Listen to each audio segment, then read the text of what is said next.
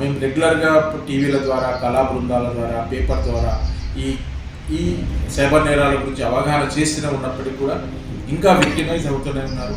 అందరికీ విన్నపం ఏమంటే, మీరు ఏదైతే మొబైల్ వాడుతున్నారో ఆ మొబైల్లో మీరు కొన్ని సెక్యూరిటీ ఫీచర్స్ ఏమి ఉంటాయో ఆ సెక్యూరిటీ ఫీచర్స్లో ప్రైవేట్ సెట్టింగ్స్ పెట్టుకొని వేరే వాళ్ళకి ఇమీడియట్గా మీ ఫోన్లో హ్యాక్ చేసే వీలు లేకుండా మీరు అన్నీ కూడా సెక్యూరిటీ మెజర్స్ పెట్టుకోండి.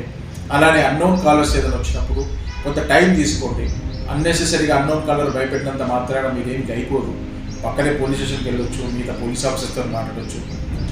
మీరు వాళ్ళ మాటలకు వినేసి వాళ్ళు చెప్పినవన్నీ చేస్తూ పోతే మీ అమౌంట్ మీ బ్యాగ్ నుంచి మీ అమౌంట్ మొత్తం కూడా పోతుంది.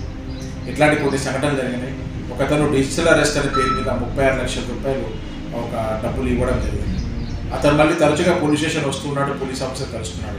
కానీ నేను డిజిటల్ అరెస్ట్లో ఉన్నాను, చెప్తే ఏమవుతుందో అన్న భయంతో 36 లక్షలు ఇచ్చిన తర్వాత మాకు చెప్పడం జరిగింది. మీకు ఒక్కసారి మనం ట్రై చేశాం హోల్డ్ చేయడానికి, కానీ హోల్డ్ కాలేదు.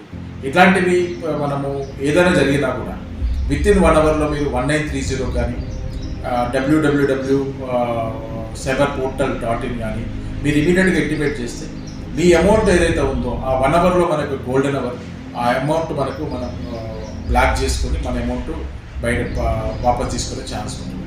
కాబట్టి 1930 నెంబర్ వాడండి. సైబర్ నేరాల గురించి అవగాహన పెంచుకోండి. అన్నెసెసరీ కాల్స్కి రెస్పాన్స్ ఇవ్వకండి. అన్నెసెసరీ లింకులు ఓపెన్ చేయకండి. ఏవైతే మీ బ్యాంక్ అకౌంట్ ఉందో, అమౌంట్ ఏదైతే ఉందో అది భద్రంగా మీరు ఒక 3 స్టెప్ వెరిఫికేషన్ పెట్టుకోండి. ఎక్కడ కూడా ఛాన్స్ ఇవ్వకుండా 3 స్టెప్ వెరిఫికేషన్ చేసుకున్నప్పుడు మీకు ఎటువంటి ఛాన్సెస్ చాలా తక్కువ ఉంటాయి. ఓటీపీలు ఎవరికి చెప్పకండి.